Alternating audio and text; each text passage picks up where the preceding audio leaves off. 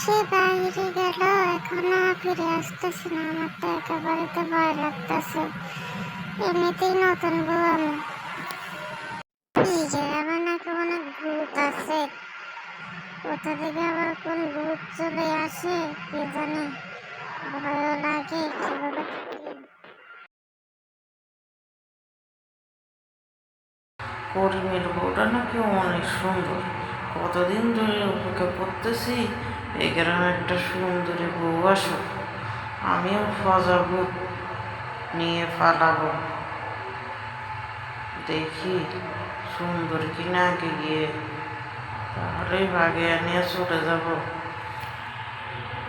আমি ফজাবো, আমাকে কে কি করতে পারবো?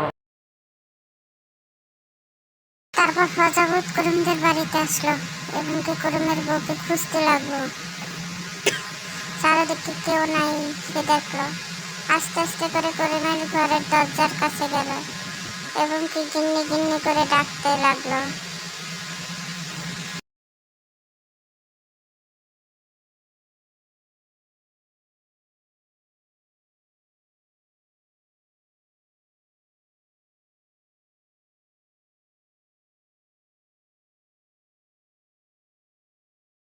প্রজাপত গিন্নি গিন্নি করে ডাকতে লাগলো এবং করিমের বউ বাইরে আসলো।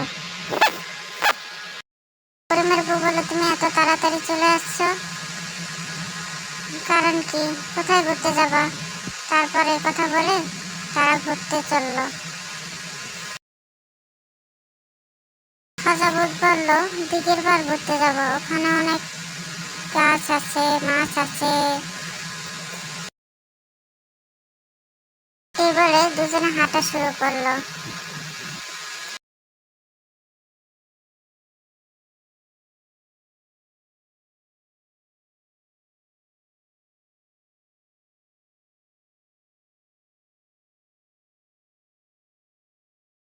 তার তো অন্ধকার হয়ে গেল। করিমের বউ বলল, অন্ধকার হয়ে গেল, এখনো যাওয়া হলো না, কত রাতে আবার ফিরবো কি জানি, তাড়াতাড়ি চলো।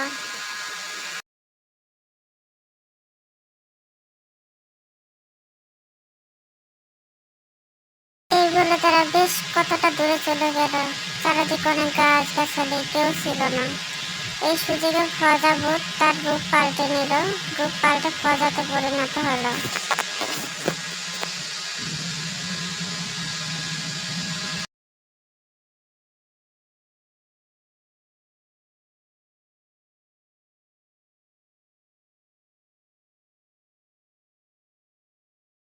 তারপর করিমের বউ প্রজাপতিকে দেখতে পেল এবং বলল, তুমি তুমি কে?